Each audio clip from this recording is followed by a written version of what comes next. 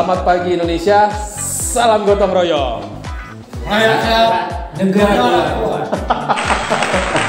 Kembali lagi ke channel Rembuk Beres. Bersama saya ditemani host tamu Bang Effendi, Bang Argo.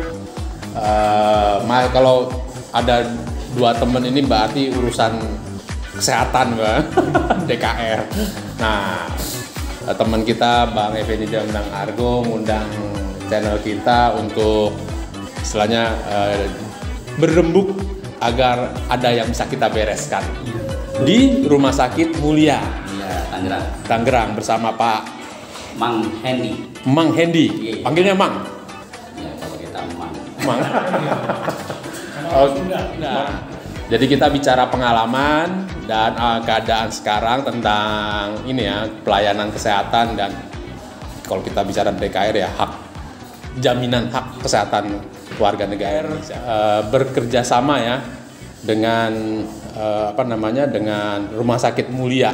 Sejak kapan Bang Argo, Bang Effendi kenal dengan Bang Hendi DKR istilahnya bekerja sama ya melayani Sebelum COVID ya, Bang ya. Sebelum COVID Itu awal-awalnya BPJS ada di Kota Tangerang mungkin 14 sekitar, kalau di kita mungkin sekitar 2016. 2016. Tangerang belum ikut. Ya. Masih pendataan. Masih oke. Jadi melayani pasien di sini ya, yang itu kejadiannya apa nih? Ketemu sama Pak Hendi, Bang Hendi. Pertamanya Bang Argo, saya melihat Bang Argo itu serem ya pertamanya. Gondrong. Ya. Waduh, ini siapa nih yang datang gitu kan. Ternyata hatinya waduh. Ya, beliau itu membantu masyarakat yang kebingungan pada saat itu untuk berobat menggunakan fasilitas BPJS Kesehatan. Ya, mungkin masyarakat juga belum tersosialisasi ya pada saat tahun itu gitu ya. Karena kan BPJS sekitar 2014 ya gitu. Mulia sendiri sekitar 2016 baru ada BPJS itu. Dan masyarakat sekitar sini juga belum begitu tersosialisasi lah bahwa manfaat BPJS seperti apa. Apa yang terjadi itu karena belum tersosialisasi? Ya, kebanyakan sih mereka yang tidak mampu untuk berobat, istilahnya secara finansial ya. Nah, terus kan sebenarnya kita itu bisa menggunakan BPJS kan. Nah, mungkin metodenya dulu sebelum 2016 apakah udah ada UHC atau belum? Belum udah ada UHC ya. Itu ke Dinsos ya, ke mana tuh itunya? Dinkes. Ya, ke Dinkes. Jadi itulah. Beliau ini yang mengawal ke sana kemari gitu kan. Karena kami sendiri kan pada saat itu masih belum begitu ini juga ya. Belum paham BPJS juga ya? Bukan, belum paham kemana alurnya gitu. Iya. Kemana alurnya untuk membantu masyarakat. Udah apal nih ya. Ya, dia yang apal duluan gitu kan. Karena beliau kayaknya Pakarnya. Menurut waktu itu, menurut pengetahuan saya, beliau ini katanya tangan kanannya Menteri Kesehatan. Iya. Makanya kami ya udah. Kami ikut aja deh. Pada saat itu siapa? Menteri Kesehatan apa? Bu Siti. Ibu Siti. Iya. Jadi, akhirnya ya banyak juga yang masyarakat akhirnya ke edukasi bisa. Sebelum tahu BPJS banyak yang yang nggak bisa bayar. Iya. Banyak yang kecebur. Jadi istilahnya apa, bad debt ya. Bad debt. Jadi banyak juga yang istilahnya nggak kebayar ke Rumah Sakit Mulia. Kita belum sedangkan dulu ada yang namanya KMG ya. Nah, KMG itu sudah tidak ada lagi. Sementara ini juga kami belum BPJS belum rapi. Kan? Akhirnya banyak juga yang bad debt. Seperti nggak tega juga gitu kan. Begitu dia sakit, pulang-pulang kita harus menahan sesuatu. Ya, maksudnya sesuatu itu benda atau apa, tapi terakhir juga kami tidak menahan yang susah-susah. Paling terakhir adalah perjanjian. Sementara kapan mau bayar itu. Apakah terbayar? Banyak juga yang tidak. Banyak juga yang tidak bayar. Tapi ya ada yang juga yang bisa bayar karena kan kekhawatiran awalnya ada yang wah ini nggak akan bisa bayar. Ternyata datang juga. Iya. Karena ini ya mungkin ya oleh dari Rumah Sakit Mulia istilahnya oke deh dilayani dulu lah ya. Ya, berterima kasih, dalam bentuk berterima kasih ya kita lunasin gitu ya. Iya. Jadi memang kan tugas kasih kemudahan.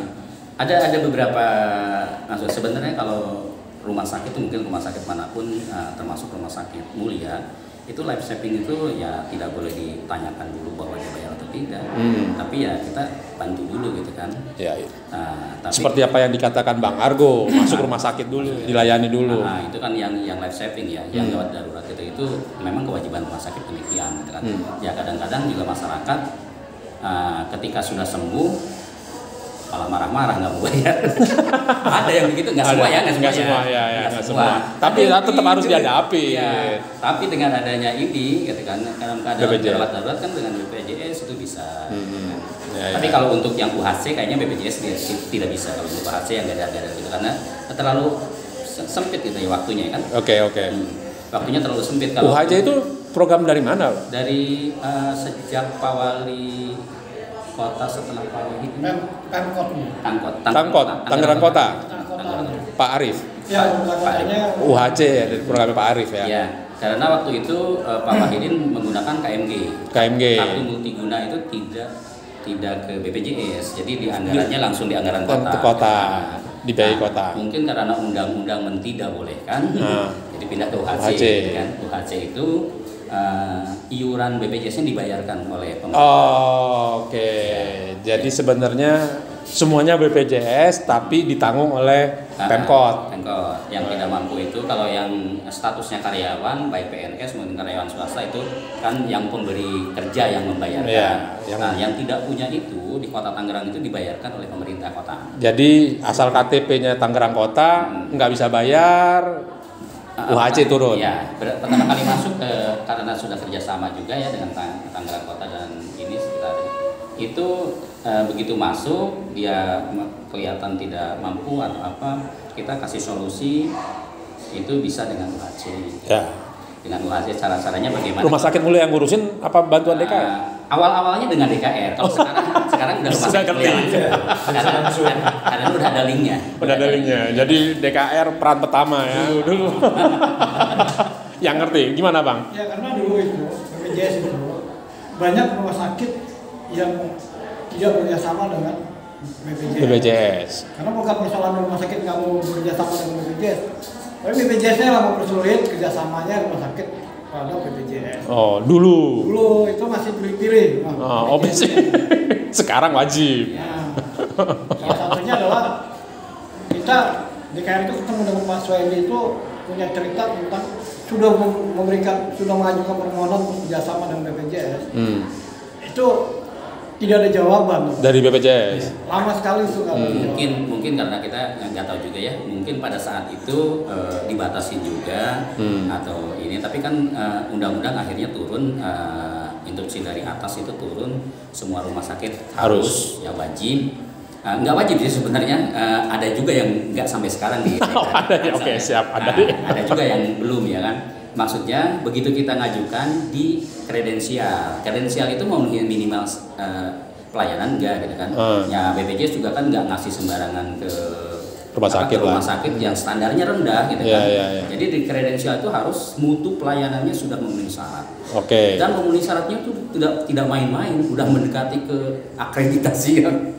Gitu ya. Iya yang bagus lah ya. Yang bagus lah. Akreditasi bukan akreditasi itu bintang 1, bintang 2, bintang 3 gitu. Fasilitasnya fasilitas harus memadai. Mulia waktu itu. Ya. Kalau sekarang udah memadai dong. Sangat memadai. Oke. Nah, itu peran DKR. Nah, waktu itu kita pas audiensi. Ini masalah kredensial itu gimana? Kita pas audiensi ketemuan dengan BPJS Nasional, kita sampaikan persoalan itu kenapa sih Mulia mengajukan kerjasama dengan BPJS kok nggak ada tindak lanjutnya. Padahal penting tuh untuk warga yang nggak mampu. Ya karena memang pada saat itu rumah sakit terdekat Tangkot khususnya wilayah Produk dan Pinang, Kunciran adalah rumah sakit Mulia. Rumah sakit Mulia ini dikepung kampung.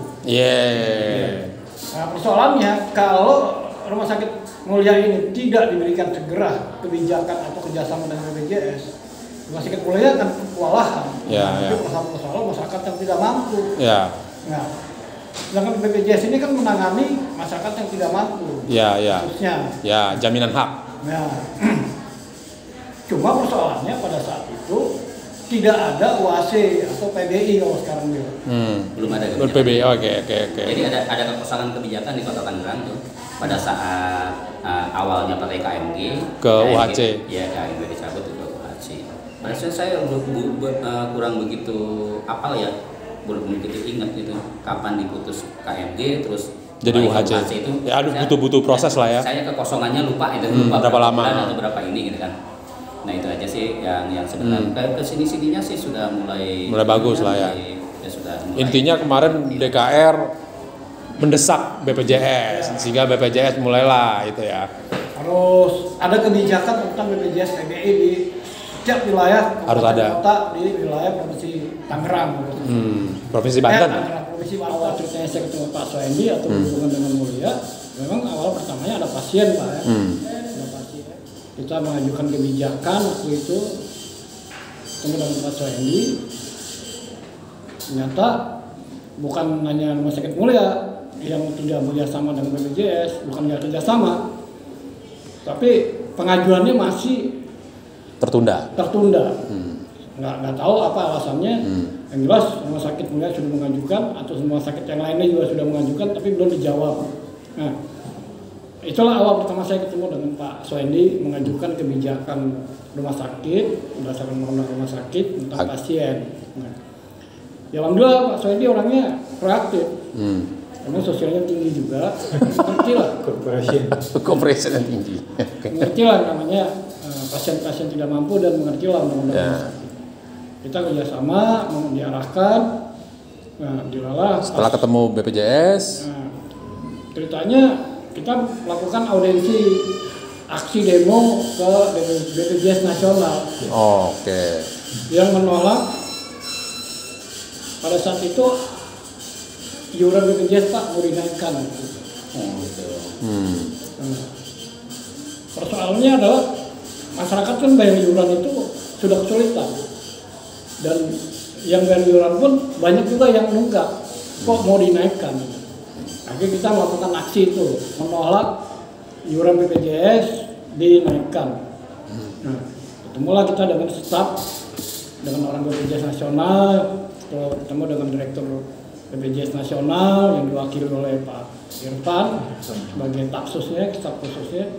Disitulah saya punya kesempatan untuk bicara persoalan BPJS di Kota Tangerang, di mana banyak rumah sakit swasta yang sudah mengajukan kerjasama dengan BPJS masih tertunda, tidak dijawab atau tidak langsung dirangkul kerjasamanya. Padahal banyak rumah sakit swasta, lebih banyak rumah sakit swasta di Kota yang Tangerang. Ya warga lah, hak warga yang tidak mampu bayar, minimal BPJS yang bantu, Nah setelah itu ya baru istilahnya diproses. Seperti itu.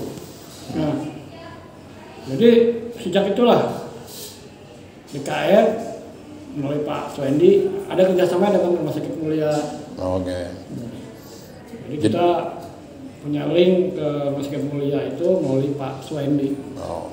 Pak Soendi, yang itu ya tadi cerita sebenarnya sebelum ada BPJS banyak pasien tadi ya. Nah sekarang gimana itu setelah berjalan kerjasama dengan DKR dengan Rumah Sakit Mulia dan dibantu oleh BPJS lah. Mungkin hasil kerja DKR ya mungkin masyarakat sih tidak begitu tahu ya bahwa DKR itu bekerja kayak Bung Argo ini gitu kan. Nah, tapi intinya kami mungkin sebagai masyarakat juga, bukan sebagai ini juga ya, sebagai karyawan rumah sakit juga, tapi sebagai masyarakat juga mengucapkan terima kasih. Tapi saya juga karena terasa juga sekarang BPJS juga. Jadi sempat tidak mudah ya. Karena mungkin ya apa dia namanya ya, bukan tidak mudahnya karena edukasinya belum nyampe aja kali ya. Itu satu. Tapi sekarang itu kalau sekarang itu beda banget ya, apalagi setelah istilahnya setelah COVID kemarin. Itu ternyata ada lonjakan dengan digitalisasi. gencar terus sampai sekarang tuh. Digitalisasi itu bukan hanya BPJS, Kementerian Kesehatan, juga Infocom itu semua menggencarkan tentang digitalisasi. Walaupun masyarakatnya juga belum semua melek. Ya, Seperti contoh ya saat ini itu sudah digencarkan untuk daftar itu melalui mobil CKN. Oh ya. Cek keanggotaan. Kami juga udah online di sini kan. Tapi begitu kita lihat dari Paskes 1 jarang sekali yang menggunakan online gitu. Ya, akses teknologi di print datang ke sini itu aja kartu rujukannya. Sebenarnya itu kan mudah sekali. Minta aja ke puskesmasnya atau ke kliniknya. Download. Tolong saya misalkan mau ke rumah sakit Mulia daftarkan secara mobil JKN. Nah, sebenarnya sih itu ada nomor rujukan dianya sendiri, tinggal buka aja di HP gitu kan. Mobil JKN itu bisa milih rumah sakitnya, bisa milih jadwal dokternya, udah klik dapatlah. Namanya nomor booking ya. Bukan nomor antrian ke dokter, sebenarnya itu nomor booking kan, nomor booking karena ada gap harus operator sini yang mendaftarkan kembali gitu. Nah, nomor booking itu enak banget sebenarnya. Kucuk-kucuk ke sini nggak usah ini lagi, sudah dapat nomor booking, udah dapat nomor rujukan. Tinggal nanti karena sekarang itu berlakukan dengan sidik jari. Kalau dulu katanya sih kalau di sini nggak ada ya. Kalau dulu itu sebelum sidik jari itu ada yang memalsukan, misalkan Bung Argo punya kartu BPJS yang mungkin usianya mirip-mirip saya gitu kan, misalnya kita. Terus nggak pakai kartu saya ngaku nama ini. Bisa kalau dulu itu, ya gitu kan. Padahal historis medisnya juga beda tuh ya. Padahal beda gitu kan, tapi bisa gitu kan. Dan itu di sini nggak ada tuh, tapi ternyata seluruh Indonesia itu banyak ada kejadian. Gitu kan. Bahkan ada yang kejadian itu nggak tahu di kota mana, itu karena saking sayangnya dia mau melahirkan, ya kan? Ya udah pakai kartu saya melahirkan lolos. Ternyata dia sendiri nggak tahu bahwa dia itu lagi hamil 2 bulan. Begitu dia dikasih hamil, obat. enggak, dia hamil 2 bulan kan dia sendiri yang punya kartu, ya kan? Begitu dia melahirkan menggunakan BPJS, begitu diaudit, lah kok ini bisa lahiran setahun 2? Jadi ketahuan melahirkan 2 katanya. Itu ada. Jadi orang itu suka menggampangkan tingkat sosialnya tinggi kan. Oh iya, satu sosialnya tinggi itu juga tapi kalau repot. Teknologinya udah ditambah dengan sidik jari. Jadi pakai biometrik, pakai online ya. Itu nggak akan tertukar orangnya karena begitu di sini begitu mau keluar SEP, SEPT surat eligibilitas ya, kita harus sidik jari dulu, sidik jari, oh bener orang itu yang berobat gitu ya. Ya kan jari nggak mungkin dititipin kan. Iya. Nah itu jadi sekarang teknologinya udah makin kesini udah makin inilah ya, udah makin bagus ya. Tapi memang proses perbaikan pelayanan rumah sakit, pasien didukung BPJS, kan Indonesia itu 270 juta, luasnya luas banget gitu kan. Bung, coba kalau kita pikirkan itu di kota aja masih banyak yang gaptek, apalagi saya mikirkan yang ada di Iya.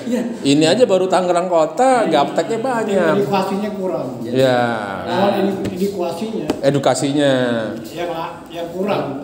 Kalau lihat memang kan pembawa sekarang itu yang bawa HP siapa sih nggak bawa HP? Ya di kota besar. Tapi juga belum tentu bisa ngedownload, belum tentu. Iya, belum tentu HP-nya HP jadul. Grup KJKN belum tentu juga bisa. Nah, gitu. JKN begitu JKN itunya RAM-nya juga nggak muat. Iya, nggak ngerti juga. Gitu. Padahal memangnya saya akui. HP-nya Bang Argo aja, Google Map-nya aja mati. Nggak bisa dipakai. Saya akuin kan, sekarang itu kemajuan teknologinya luar biasa ya, cepat banget. Iya, betul. Makanya kita juga harus cepat juga. Harus cepat juga. Jadi, bukan orang yang pinter dan bukan orang yang kuat. Ternyata yang kita harus bisa bertahan itu orang yang bisa beradaptasi dengan teknologi. Ya. Ketika kita nggak bisa beradaptasi, ya sudah kita tergerus. Jadi terpaksa. Untung kebetulan mungkin saya walaupun tua, backgroundnya adalah IT, jadi agak mengerti lah. Walaupun teknologi mau maju, oke, kita ikutin. Tapi saya mikirin yang tidak ada background itu, jadi kan jadul. Itu kan bingung juga mengikuti teknologi itu. Cepat banget itu teknologi itu. Jadi istilahnya kalau kita itu masih mempelajari di sini, di luar sudah berubah. Ini aja belum hatam gitu dibaca, di luar sudah berubah gitu kan. Iya, update dulu. Kita juga persoalkan juga itu. Teknologi yang dibikin BPJS, aplikasi-aplikasinya. Nah BPJS itu sekarang ada lagi nanti yang namanya BPJS itu keluar baru diluncurkan tapi masih belum, ini masih ada beberapa. Oh ya, masih uji coba lah ya. Itu iCare itu jadi kalau pasiennya menyetujui, pasien misalkan menyetujui, oh saya boleh dibuka di rumah sakit lain ketika kita mau berobat, ya kan? Oke. Diizinkan, data medis. Diizinkan data medisnya dia, itu dokter yang sana itu nggak usah nanya lagi, nggak usah nanya di rumah sakit mana gitu kan? Dia tinggal buka di HP-nya dokter. Kemarin itu sejarah medisnya. Medisnya kok kayak begini, nah gitu kan.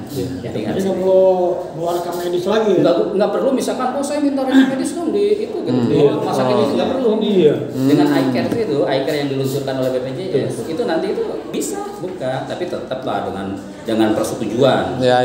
Kan data privasi. Jangan salah, sekarang itu ada undang-undang PDP, perlindungan data pribadi.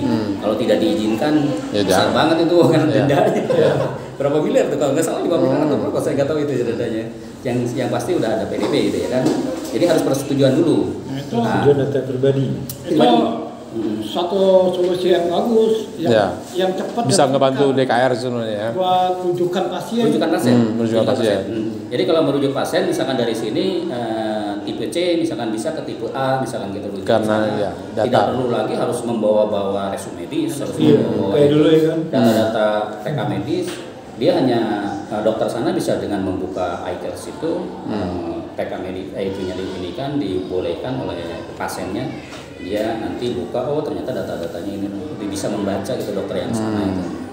Nah, cuma itu belum baru diluncurkan. Ya.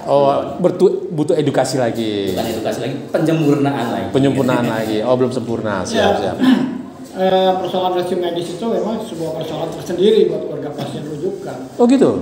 Karena pertama, keluarga pasien itu tidak tahu menahu tentang syarat-syarat rujukan. Kadang ada keluarga pasien rujuk sendiri, nyari rumah sakit sendiri karena pengen cepat, dia nggak minta resume medis tadi. Sampai saya tanya, Pak, resume medisnya mana? Nggak ngerti. Ini Pak, cara balik lagi. Ongkos lagi. Iya, bisa. Istilahnya kalau kalau ini anamnesa atau di checklistan itu ya, checklistan kesehatan, masa dari awal lagi sih? Iya. Kan tadi udah diperiksa di sini gitu ya. Tinggal terusin gitu kan. Iya. Nah, misalkan kalau orang ini kan ilmunya, misalkan kalau dokter, misalkan ya, kalau ini dokter umum misalkan ilmunya sampai di sini, kan dirujuk ke spesialis itu supaya mendalam. Yeah. Ngapain dokter spesialis kalau dari awal lagi? Pasti dari sini kan, gitu kan. Tinggal terusin gitu. Nah, itu fungsinya, jadi fungsinya efektif kan. Jadi nggak balik lagi gitu. Nah, kita balik lagi nih, nostalgia lagi nih antara Rumah Sakit Mulia sama DKR. Kan Bang Effendi Tangkot ya. Itu ketika pengalaman suka dukanya nih sama waktu ngurusin Tangkot. Pernah sih ada kebijakan dari BPJS itu sebelum kita kerjasama, yang gawat darurat bisa diklaim. Oh gitu. Yang punya BPJS ya, yang sudah punya BPJS, yang urgent banget, gawat darurat ke UGD, kita bisa klaimkan itu yang gawat darurat. Itu BPJS. Waktu itu sudah kebijakannya sudah bisa dikeluarkan. Dikeluarkan bisa, tapi yang namanya gawat darurat itu seperti apa kan ada kriterianya. Dan kita juga belum tahu juga tarifnya berapa gitu kan. Tapi kalau setelah kerjasama kan tahu semua gitu. Yang kasus-kasus ini tarifnya sekian. Ya kami juga harus memanage tentang sumber dayanya kan ya, sumber dayanya agar tidak pemborosan segala macam, agar efektif lah gitu kan. Ya kami juga seperti abang ketahui bahwa di sini ada rumah sakit swasta yang minimal itu harus tetap ada peran sosial dan peran ekonominya. Kalau semua sosial ya untuk membayar karyawan nggak bisa kan, untuk memberi alat-alat yang sudah rusak juga nggak bisa gitu kan. Nah maksudnya apa namanya? Jadi, ya kalau nyari untung jangan rakus lah gitu kan. Tapi jangan juga rugi gitu ya. Jadi Rumah Sakit Mulia itu punya peran sosial, peran sosialnya itu bekerja sama DKR gitu ya. Tapi kita juga harus sebagai salah satu dari manajemen harus memikirkan juga ini pertumbuhan pertumbuhan rumah sakit, bagaimana kehidupannya karyawan gitu. Kalau karyawan nggak digaji juga nggak mungkin juga. Gitu kan. Jadi gini, rumah sakit harus memikirkan pertumbuhan sehingga berefek dengan pelayanan. Jadi sekarang rumah sakit, kalau pengalaman Bang Effendi lah, Rumah Sakit Mulia pelayanan dulu sama sekarang udah beda lah ya, udah beda. Kalau menurut saya kan jadi ketua DKI Kota Tangerang itu bukan menangani Mulia aja gitu. Banyak rumah sakit. Banyak. Tapi saya ikut aturan pemerintah aja, Kesmas dan RSUD. Gitu. Yeah. Jadi yang masuk ke sini itu nggak seberapa banyak. Istilah kami itu pasien kecebur, Pak ya. Apa? Pasien apa? Kecebur. Kecebur ke sini. Ya, nanti terus pada Oh gitu. Kalau dia tahu aduannya dia nggak kesini. Harusnya ke RSUD ya. Ya kecuali urgen kita nggak peduli. Rumah sakit terdekat. Ya. Karena ini masalah nyawa. Oh iya. Ya. Tapi selama berhadapan dengan Rumah Sakit Mulia diterima dong, aman ya, aman. Kooperatif. Nggak takut dong ya. Kalau ini ganteng kali ya. Oh ganteng. Ini masalahnya dulu Pak. Rambutnya panjang. Argo itu rambut panjang. Woi siapa nih? Bajunya juga hitam. Siapa nih? Anu Jawara dari mana? Padahal nggak bawa masa ya. Cincinnya gede lagi. Nggak bawa masa masalahnya. Nah, kita bicara sudah baca udah kita ini masalah rumah sakit ini. Sekarang gini, kan pengalaman berjalan terus mengalami perbaikan dan penyempurnaan antara pelayanan, terutama pelayanan ini ya BPJS bagi warga negara yang tidak mampu bayar lah ya, yang dibantu oleh BPJS. Nah, kan pengalaman Rumah Sakit Mulia kan ini ada istilahnya harus ada yang diseimbangkan gitu kan mengenai image dari pasien BPJS. Jadi kalau rumah sakit gitu, kalau ketemu pasien BPJS ada ini ya pengalaman ngeluhnya lah ya. Nah itu edukasinya. Di kadang-kadang bukan serba salah ya. Serba salah sih. Serba salah ya. Kami kan menerapkan first in first out ya kan. First in first out. Nah, siapa yang duluan itu yang kami daftarkan gitu kan. Tapi kadang-kadang jadi ketika kami mendaftarkan ini, misalkan ini yang dianya yang terlambat juga datangnya. Orang BPJS pasien yang menggunakan BPJS itu mentang-mentang saya BPJS ya dibelakangin, padahal dia datangnya juga belakangan gitu kan. Nah, terus ada juga kita yang biasanya menggunakan insuransi swasta atau dengan pribadi. Kan saya bayar pribadi, masa sih disamakan dengan BPJS? Jadi BPJS itu image-nya orang miskin sebenarnya. Ya image-nya gitu kan. Padahal kalau kenyataan saat ini orang-orang kaya juga menggunakan BPJS. Oh iya. Banyak ya sebenarnya. Bukan banyak lagi. Ngeri. Jadi bukan banyak lagi. Jadi ketika kan nggak salah juga kan. Orang kaya pakai BPJS. Dia di beliau ini kan di perusahaannya didaftarkan BPJS. Harus dipakai. Wajib kan. Undang-undangnya wajib kan. Nah, ketika walaupun konglomerat wajib. Ketika dia datang ke rumah sakit, kalau mungkin untuk rawat jalan atau di sini istilahnya poliklinik ya atau klinik masuk mungkin pakai pribadi. Ketika diagnosanya sesar harus operasi. Operasi misalkan kelas VIP aja di atas 10 juta kan gitu kan. Nah, saya punya fasilitas nih kelas 1 gitu kan. Kalau kelas 1 seandainya saya ingin naik ke VIP tinggal nambah sekian. Ya, akhirnya menggunakan BPJS. Nah, itu udah bukan ini lagi. Tapi memang sudah normal udah biasa lah itu orang pakai gitu ya. Saya bekerja di perusahaan A. Terus didaftarkan oleh perusahaan kelas 1. Rata-rata kelas 1 sih kalau karyawan ya. Kita sendiri membayar iuran juga kan. Kalau nggak salah 1%. Kalau perusahaannya 2%, kalau nggak salah, lupa saya. Kalau BPJS tenaga kerja saya hafal banget. 3,7 perusahaan, 2% kita gitu kan. Nah, untuk jaminan pensiunnya 1% dari kita, 2% dari perusahaan. Tapi kalau BPJS kesehatan 21 ya, 2%, 1% kita ya. Iya, kalau nggak salah. Nah, itu kan merasa saya juga dipotong misalnya gitu kan. Nah, punya manfaat BPJS, ngapain juga nggak digunakan? Padahal dia udah jabatannya udah bagus. Jadi kadang-kadang kalau udah sakit nggak ada gengsi ya. Iya, kata Bang Arul, begitu sakit semua kadang tidak mampu. Ya, bukan sakit aja, misalnya saya ilustrasikan yang sesar gitu kan.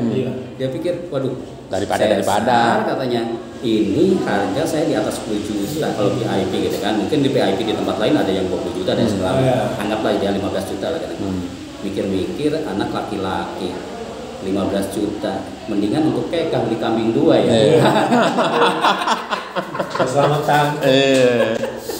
Oke, jadi banyak pengalaman hubungan Rumah Sakit Mulia itu melayani lah ya, menangani yang tidak mampu, walaupun banyak pengalaman ininya ya harus ikhlas. Sebenarnya nggak kesana karena memang zaman ya. Memang zaman ya, undang-undang juga diterapkan. Berarti rumah sakit itu ya harus menyesuaikan diri lah dengan keadaan gitu kan. Jadi mindsetnya harus kita rubah semua gitu kan. Yang tadinya istilahnya pelayanan kesehatan itu pay for service, apa yang dikerjakan itu yang dibayar gitu kan. Sekarang sistemnya grouping dengan inasi bijis. Jadi mindset semua dokter-dokter spesialis yang udah senior, yang mungkin yang masih baru-baru sih gampang ya, mindsetnya dirubah. Itu yang senior kita harus rubah mindsetnya ke situ gitu kan. Jadi yang ada di pikiran dokter itu harusnya dia jadi sniper. Harus benar-benar satu peluru itu harus benar kena gitu kan. Itu mungkin ya, kalau saya bukan dokter ya, mungkin kalau zaman dulu buat diagnosanya ini udah kita bredel aja dengan obat ABCD jebret gitu kan langsung sembuh kan. Kalau sekarang nggak bisa berpikir demikian. Harus benar-benar ini diagnosanya harus benar tepat ya. Berarti udah proses penyempurnaan ya sebagai profesi juga ya. Jadi sebenarnya bagus juga. Jadi efektif ya, yang mubazir gitu ya, obat-obat yang mubazir jadi tidak perlu dikasih gitu kan. Jadi nggak ada spekulasi lagi dalam penanganan.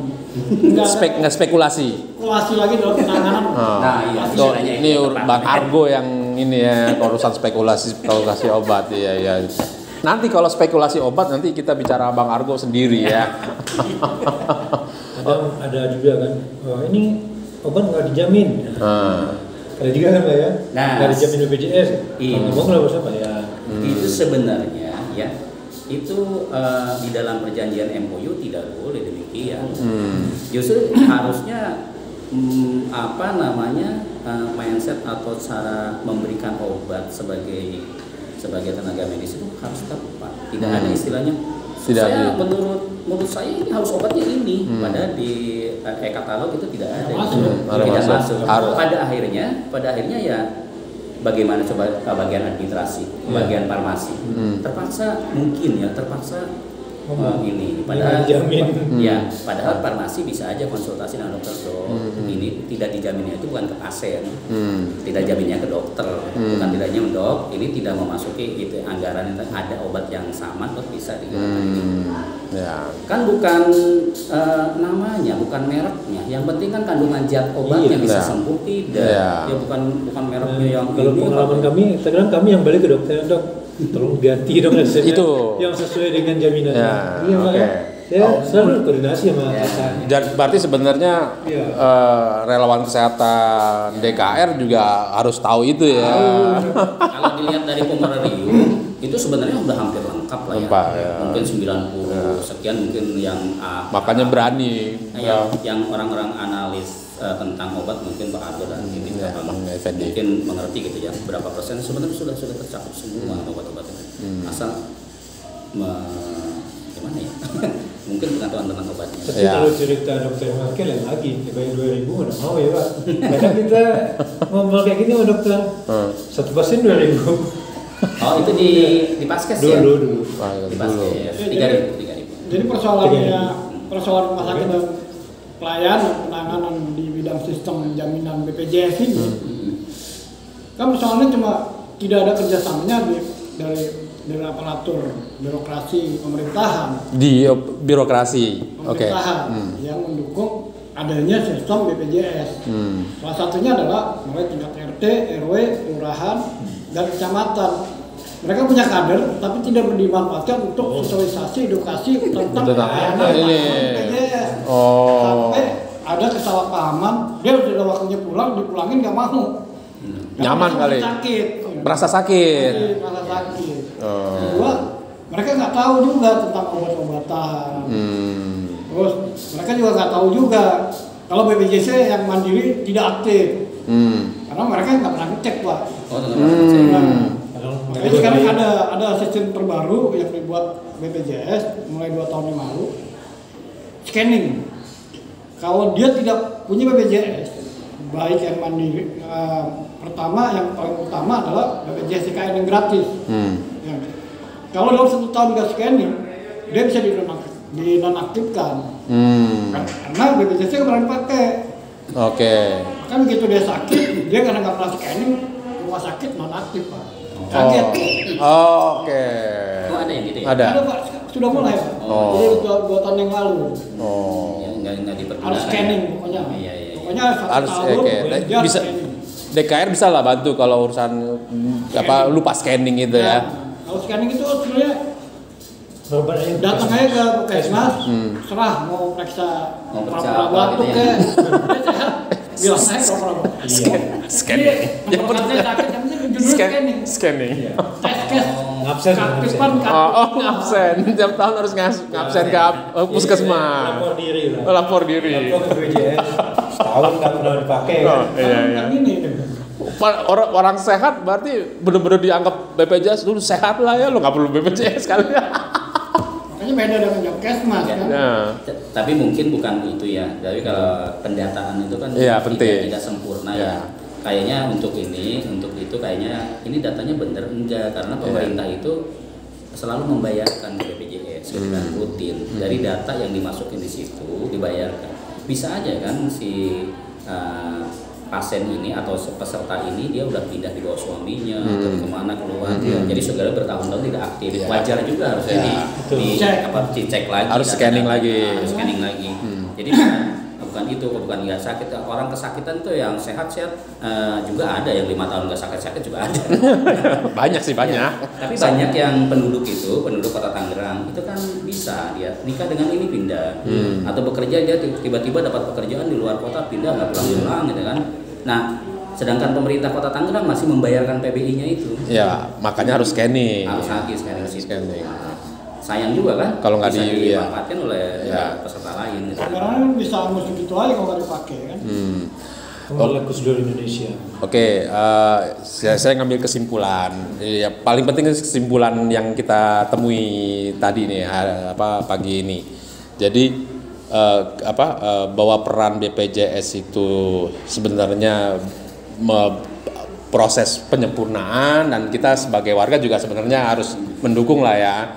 Nah, tadi Indonesia itu 270 juta lebih, ininya luas, artinya minimal warga negara yang butuh BPJS scanning lah ya setahun sekali gitu ya, karena kan update data itu penting gitu ya Pak ya. Mungkin tujuan utama BPJS yang sebenarnya kalau dia lihat blueprintnya tuh bagus sekali BPJS itu ya.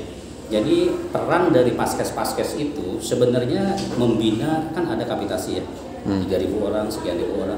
Itu justru yang proaktif itu paskes satunya. Jadi membina masyarakat yang nggak datang dia dihubungi. Terus dia orang-orang yang diabetes dikumpulkan, dia edukasi di sana. Paskes itu ya, paskes satunya yang jalan ya. Paskes satu itu datang nggak datang, pasiennya berobat nggak berobat, dia kapitasinya dibayar terus, ya kan? Nah, jadi kalau lihat dari programnya BPJS itu bagus sekali sebenarnya, tapi ini di paskes satu aja nggak dilaksanakan untuk ada program itu. Ya. Tapi jadi paskes satu itu kalau seandainya pola hidup sehat ya, PHBS namanya, masyarakatnya udah PHBS kan tadi pada sehat kan? Iya. Nggak perlu berobat sampai ke rumah sakit, jadi biaya ini akan minimal gitu. Kalau saat ini biarkan orang pola hidup sehatnya mau apa kan terserah si Paskes 1 nggak membina, akhirnya banyak yang sakit gitu. Setelah sakit, setelah parah baru berobat, ya kan? Padahal kalau pola hidup sehat dari awal, Puskesmas sebenarnya punya peran itu gitu kan. Nah, jadi akhirnya kan masyarakat Indonesia itu akan sehat kan. Jadi rumah sakit nggak terlalu ini. Kalau sekarang orang Indonesia nggak sakit-sakit amat mah nggak berobat, nggak diperiksa, nggak. Akhirnya begitu sakit juga ke rumah sakit banyak. Akhirnya apa? Yang rumah pernah BPJS kebobolan kan? Biayanya pernah kebobolan. Gara-garanya yang tadinya dirawat di rumah setelah tahu dia dibayarkan oleh pemerintah segala macam pada berobat ke rumah sakit kan, akhirnya kebobolan kan? Jam iuran pada nunggak juga. Tapi Bang Uti, ada salah satu yang harus kita garis bawahi. Rakyat Indonesia ini entah terlalu lama bodohnya, dijajah. Terlalu lama pinternya. Jadi ini kuncinya. Kuncinya apa, Pak? Indonesia itu sebelum terkapar belum sakit namanya. Kalau belum terkapar belum sakit. Karena kita yang di lapangan kalau belum terkapar belum sakit. Masih kuat bangun. Nah itu rakyat Indonesia. Itu adalah hari-hari yang ditemui oleh relawan kesehatan DKR ya. Tanya aja. Kalau belum terkapar kalau nggak ketemu di kalian mau mati di rumah. Oke. Nah, yang untuk yang DKR juga mungkin di Kota Tangerang ada program yang namanya Terlantar. Yang masih gitu. Kalau BPJS kayaknya kalau untuk dirampok ya, kayaknya nggak di-cover ya. Apa OT? Yang misalkan kita lagi di jalan dibegal gitu. Dia nggak ini. Nggak di-cover kan? Tapi Kota Tangerang tuh meng-cover itu. Korban kriminal. Korban kriminal. Atau tiba-tiba. Biasanya kita ke asuransi aja. Atau tiba-tiba asuransi pembatalan nggak ada lah. Nggak ada lah asuransi. Nah, atau terkadang dia terlantar itu tidak ada KTP, tidak ada apa. Itu OT. Pemerintah Kota Tangerang ada gitu ada. Kan. Cuma pada saat ini kalau dirawat lama itu hanya ditunjuk 3 rumah sakit. RSUD Kota Tangerang, SUD Kabupaten Masih-Tanala. Nah, itu nanti kalau Rahman melalui Dinsos dulu ya. Dinsos dulu, DKR lah ya. Nah, itu peran DKR. Oke, siap. Peran DKR. Orang terlantar ya DKR. Ya, takutnya kan Kota Tangerang itu kan masih diburu oleh imigran imigran. Bukan imigran apa? Makanya dia urban. Iya, kontrakan kan penuh ya. Nah, itu pasti kan orang-orang luar. Kalau sakit sih nggak jelas. OT. Iya, nggak boleh ya. Oke. Orang terlantar. Iya, spesialisasi. Tapi OT itu bukan di Tangerang aja. Banyak. Kadang dia dari Jawa, otak sini. Yang waktu dulu kita datang, RT-nya nangis. Kenapa nggak ditolong? Saya niat Pak bawa ke rumah sakit. Tapi saya timbul pertanyaan nih yang bayar siapa? Itu DKR datanya kan. Cuman minta surat itu aja. Ditemukan pasien dalam keadaan sakit atas nama ini tidak punya keluarga. Udah, tangan ke kantor polisi dengan kalimat yang sama. Polisi ya. Iya. Dinsos, polisi kadang nggak tahu. Bawahan atas kan tahu. Atasnya tahu. Nah, masih banyak yang ini kita akan bahas dan memang Pak Hendy kita ini mungkin DKR udah yang ketiga ya kita ngedalemin program yang dijalankan oleh DKR. Terima kasih Pak Hendy, kita nanti akan kita lanjutkan lagi diskusi-diskusi. Ke depan DKR harus mengupgrade sosialisasinya tentang teknologi nih, karena di minimal JKN Mobile, kan? Nah, JKN Mobile itu diupload, di situ ada pasti mau pindah paskes, mau semua di situ ada. Iuran itu apakah dia aktif atau tidak, itu bisa dilihat. Di situ kan dia mau berobat ke puskesmas, ke paskes 1, saya mau berobat hari ini udah daftar, udah bisa di rumah gitu, datang ke sana udah bisa dilayani gitu. Nah, terus di puskesmas untuk ke rumah sakit juga sama gitu, dia udah diisi dari sana melalui HP itu. Di sini udah kelihatan, ini ada yang mendaftar nih katanya. Itu bisa istilahnya booking 3 bulan ke belakang. Data. Nah, itu betapa ininya. Nah, jadi mungkin ke depan harus upgrade DKR itu sebagai ya. DKR berarti mensosialisasikan tentang teknologi JKN ini. Siap. Itu JKN ya. Banyak PR-nya DKR, Bang. Memang kalau DKR ini kan selama ini bersama juga dengan kantor-kantor cabang ya, terus cabang BPJS di 3 Tangerang ini. Memang baru arahannya baru 1 Pak yang diberikan ke DKR, Cika Robot itu Pak. Oh itu. Jadi kita bila memiliki kasus persoalan masyarakat tentang BPJS ya, Cika, WA. dia mau mengetahui berapa tunggakannya dan dia punya persoalan apa di tentang status BPJS nya. Ya kita biasanya mengarah ke Cika Robot tadi. WA robot ya, apa? WhatsApp. Ya. Nah sekarang ada di mobil JKN sekarang tinggal ke JKN. Nah, gitu kan. kalau JKN ini kan persoalannya gini Pak. Dia harus pakai email masing-masing Pak. Ini yang jadi persoalan kita. Justru itu. Jadi kan teknologi itu terlalu canggih, terlalu cepat gitu kan. Ya. Masyarakatnya belum ya. Banyak. Nggak semua yang punya Nggak semua. Apalagi yang PBI kan PBI itu kan orang yang nggak mampu ya. Saya mohon maaf nih. Dan ternyata walaupun ada di kota besar seperti ya Tangerang itu masih tetap banyak yang gaptek. Oke. Saran saya sih melalui podcast ini ya lebih bagus pakai sistem modelnya Cika Robot aja. Ya. Dimana setiap orang bisa mengakses. Ya.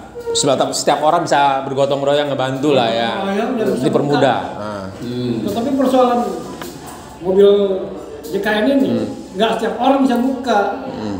Saya nih membuka dia, saya harus tahu emailnya dia dulu. Ya. Tapi kalau Cika Robot ini, saya tinggal lihat aja nomor KTP-nya sama tanda lain, buka soalnya. Ya benar. Betul. Kalau yang mobil JKN itu untuk diri sendiri. Ya. Jadi tidak bisa kita membuka untuk orang lain karena dia masih mempunyai username. Dan password sendiri. Jadi korban pasien pernah bantu pasien melalui JKN itu mobil JKN.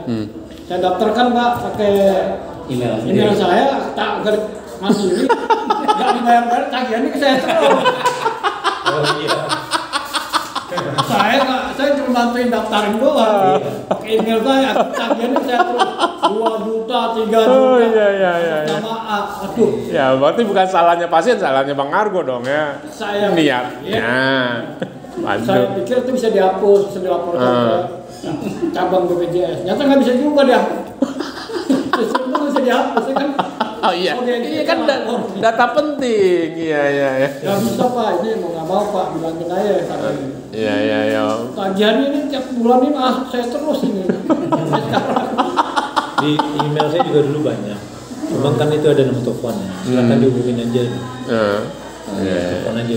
Jadi hati-hati, jangan pakai email sembarangan. Dari awal itu memang ada kemudahan. Kita bikinin BPJS, dibikinin pakai HP doang. Nah, paling 17.000 ngeprint. Udah selesai kan? Nggak usah ngantri. Jadi bayar 25.000 dulu. Oh gitu. ATM langsung masuk. Saya keluar langsung. Dalam hitungan menit dulu. Tapi habis itu saya mau lagi bikinin. Saya suruh lagi ke Puskesmas. Iya. Puskesmas penting ya. Oke, terima kasih. Ada orang Puskesmas sekarang dia seneng ya Puskesmasnya ramai. Dia nggak tahu siapa yang ngirim orang Puskesmas yang edukasi masyarakat. Iya. Berusaha mungkin ya. Tolong dong Puskesmas cek kesehatannya. Jika dengan bapak dan ibu. Iya, Puskesmas itu. Karena itu nggak ada terdepannya. Iya. Kecuali urgent masuk silakan. Jadi kalau rumah sakit yang mas kan nggak apa-apa masuk aja. Kalau urgent. Baik lagi ke edukasi edukasi pasien. Ya, jadi intinya seperti Pak Suendi bilang tadi ya Pak. Paskes 1 itu harus proaktif. Untuk edukasi kesehatan ya, bukan sakit, penyakit. Masyarakat bisa dibikin klaster-klaster. Jadi dia itu klaster misalkan klaster yang diabetes, yang hipertensi. Misalkan hipertensi atau diabetes, buatkan dia tuh untuk senam diabetesnya bagaimana gitu kan. Mulai dari Paskes 1 itu udah membina masyarakat. Mereka itu dikasih kapitasi. Jadi berdoanya itu kalau di Paskes 1 itu berdoanya bagaimana caranya supaya sembuh terus, sehat terus. Kan kapitasi mah tetap dibayar. Iya.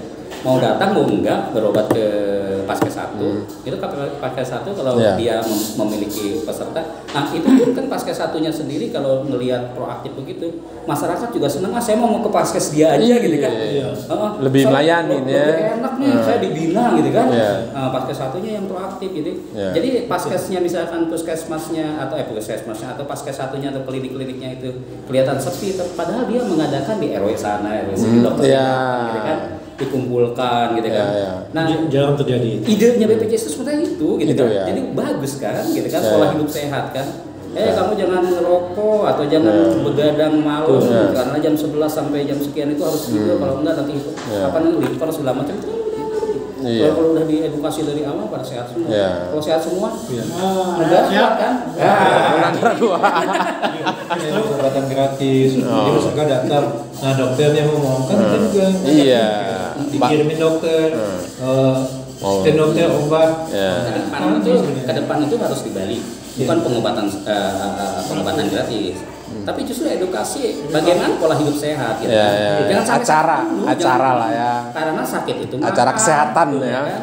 Jadi sebelum sakit kita bukan pengobatan gratis tapi acara kesehatan gitu ya. Ya betul, jangan pengobatan, acara kesehatan. Pemanggilan masyarakat langsung itu Pak. Kalau kita panggil nggak ada yang datang. Bisa dengan cara. Pengobatan dan acara kesehatan dulu. Ada 2 acara. Jadi misalkan screening kan, screening. Oh ini ternyata Anda udah gulanya udah sekian kan, ada GDS-nya, gula darah sewaktu ya. Bisa kan murah. Satu setik sebungkus itu isinya 25, setiknya itu bisa melihat di situ itu harga berapa, paling 125.000 lah, isi 25 lebih. 125.000 dibagi 25 berapa tuh satunya? 5.000 kan untuk nyumbang orang 5.000 ngetes GDS yang tinggi-tinggi ya diklasterkan. Yang tinggi-tinggi diklasterkan, nanti diedukasi. Nah, supaya nanti bagaimana kalau udah terkena diabetes kan udah tahu nih diabetes ya bisa disembuhkan. Tapi bagaimana dipelihara supaya dia tetap sehat kan. Kumpulin data dulu. Jadi acara pengobatan gratis, acara kesehatan ngumpulin data puskesmas. Kalau Paskes bukan hanya puskesmas, Paskes. Paskes. Paskes 1 itu digerakkan, diefektifkan sesuai dengan apa yang dimau BPJS. Itu ibarat sepak bola, dia adalah penjaga gawangnya. Penjaga gawang itu. Jangan sampai ada orang sakit, ya enggak? Rumah sakit yang ngegolin. Soalnya kan dengan nggak aktifnya, nggak proaktifnya Paskes, terjadi penumpukan pasien di rumah sakit. Karena dikit-dikit sakit pilek rumah sakit, sakit batuk rumah sakit, pusing-pusing rumah sakit. Walaupun memang udah diharuskan yang sakit-sakit ini tuntas di Paskes 1. Tapi kadang-kadang juga kompetensinya mungkin nggak tahu apanya ya kan. Wajar lah, wajar. Nggak nyampe, akhirnya dirujuk ke rumah sakit. Rumah sakit numpuk. Akhirnya apa yang terjadi? Biaya. Sedangkan ke rumah sakit kalau udah ke Paskes lanjutan, kalau itu kan FKTP ya, Paskes pertama. Paskes lanjutan itu setiap berobat itu ditagihkan, dibayar. Walaupun memang sesuai dengan CIGIS-nya. Tapi tetap dibayarnya itu berdasarkan dia sakit datang. Tapi kalau di Paskes 1 tidak. Jadi berdasarkan peserta. Saya misalkan daftar ke klinik ini, ternyata klinik ini 5.000 orang, ya yang dibayar 5.000. 5.000 mau ada sakit mau enggak 5.000 pasien itu dibayar setiap bulan. Sebenarnya kan harus aktif mereka untung ya kan, kan dia diem aja. Ada yang datang baru. Jadi jangan sampai ada yang namanya korupsi sistem. Ini kan sistemnya korupsi namanya. Ada nggak ada dibayar kok. Diem ya. Padahal minimal kalau ada proaktif buat kesehatan warga, ada tuh ide gitu ya. Dan tidak. Rumah sakit nggak jadi korban, nggak jadi korban penumpukan pasien, nggak jadi korban caci maki keluarga pasien. Karena pelayanannya dianggapnya lambat gara-gara nggak pakai BPJS. Padahal numpuk, memang numpuk. Di bawahnya Paskes tadi. Apalagi sekarang Paskes sudah bisa rawat inap. Belum begitu ini banget. Mudah-mudahan kedepannya ya sesuai dengan tujuannya ya BPJS diciptakan tuh seperti itu gitu. Sebenarnya bagus sekali kalau kita lihat blueprintnya itu dari bagaimana sih idenya BPJS itu yang Itu bagus. Oke. Di rumah sakit udah akhirnya mindsetnya juga udah berubah kan. Oke, udah berubah mindset. Yang tadinya dia pipo service itu ya kan apapun yang feeling saya buat diagnosa ini harus periksa ini labnya misalnya. Harus kasih obat ini, jadi rentet gitu kan, bisa ditagihkan ke pasien. Tapi kalau sekarang nggak mikir itu, makin banyak pemeriksaan nggak efektif gitu kan. Makin tekor rumah sakit kan. Akhirnya mikirnya kan pemeriksaannya harus tepat-tepat aja gitu kan. Efektif. Efektif banget. Nah itu jadi mindsetnya berubah. Nah itu ya. Jadi lebih profesional. Bagus. Sebenarnya idenya itu bagus idenya. Cuma masih ada yang perdebatan itu antara rumah sakit dengan inasi bijisnya itu. Katanya nilai ekonomisnya tidak memadai. Gitu kan. Tapi kalau memang kita bisa bisa memanagenya, subsidi silang sih masih tetap ya untuk tumbuh sih tetap. Bagaimana cara memanagenya, efisiensi. Makanya sama rumah sakit Mulia juga menerapkan teknologi karena ada beberapa yang kalau dikerjakan manual itu akan lama, membutuhkan SDM yang biaya juga makin bengkak gitu kan. Akhirnya kita menggunakan teknologi juga. Mau tidak mau ya kita juga harus teknologi elektronik medical record seperti itu kan. Jadi ada beberapa yang dikerjakan oleh mesin kan. Ya bagaimana lagi karena kita harus ngikutin. Kalau nggak ngikutin ya tergilas. Iya. Malah pelayanannya nggak cepat ya. Program andalan Rumah Sakit Mulia apa sekarang ini? Ya harus diketahui masyarakat. Sebenarnya sih Mulia sudah mengikuti regulasi yang sudah diterapkan oleh BPJS, oleh Kemenkes ya.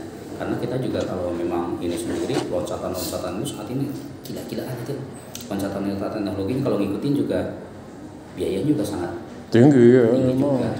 Ya nggak bisa juga sih Pak kalau kita terlalu ngikutin teknologi. Teknologi itu ya. Jadi gimana ya? Misalkan kalau yang sistemnya itu sistem IMR itu kalau benar-benar kita mau konsen di situ, itu juga yang lengkap itu minimal 5M. Untuk itu uang itu investasi di situ gitu kan. Minimal 5M.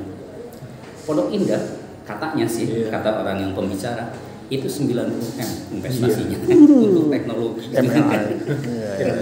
Tapi dia kan punya sabar. Ya, punya pasarnya, Pak.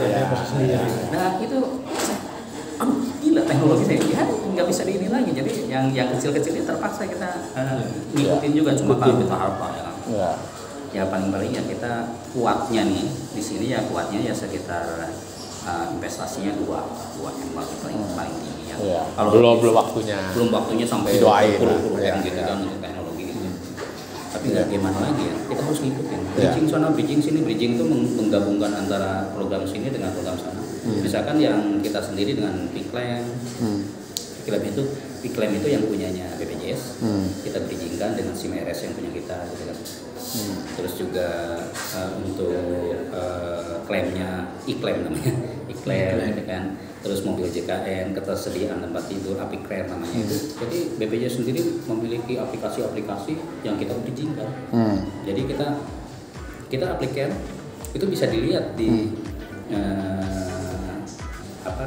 di aplikasi BPJS bahwa kesediaan tempat tidur itu kita ada. Ya, langsung jadi, online tuh ya. Jadi misalkan real time. Misalkan ternyata masih ada. Jadi nggak bisa ngomong lagi kan gitu. Bukan kami, rumah sakit nggak bisa ngomong lagi gitu.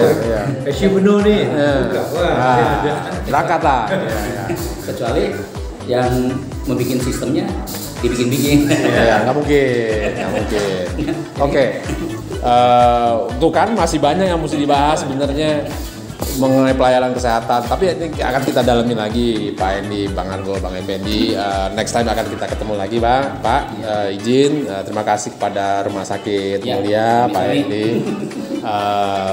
Mungkin kita akan bertemu lagi di channel Rembuk Beres membahas pelayanan kesehatan bersama teman-teman dari Relawan Kesehatan. Sampai jumpa. Assalamualaikum warahmatullahi wabarakatuh. Salam gotong royong. Oke, sehat. Oke, nggak apa-apa. Lanjut.